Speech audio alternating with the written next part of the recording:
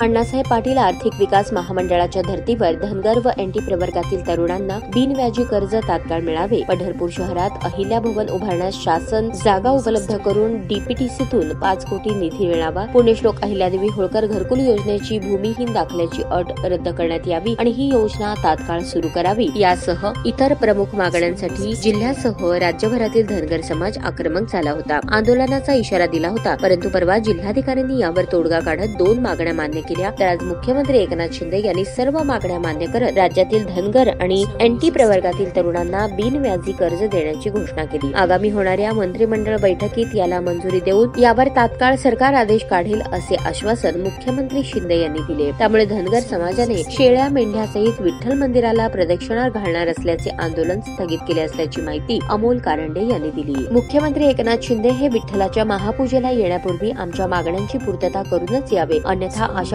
एकादशीच्या दिवशी पहाटे 2 वाजता शेळ्या मेंढ्यांसहित विठ्ठल मंदिराला प्रदक्षिणा घालणार असा इशारा सकल धनगर समाजाच्या शिष्टमंडळाने सरकारला निवेदनाद्वारे दिला होता। आता सर्व मागण्या मान्य केल्याने यापुढे आंदोलन न करता सकल धनगर समाज मुख्यमंत्र्यांचे जंगी स्वागत करणार आहे। यावेळी जिल्हाधिकारी आशीर्वाद माऊली हळणवर, अमोल कारंडे, प्रसाद कोळेकर, विश्रांती मुसनर, यतिराज कोलमाने, द्रोणाचार्य हाके, संजय लवटे, प्रशांत घोडके, आदित्य फत्तेपूरकर, पंकज देवकते आदींसह समाज बांधव उपस्थित होते।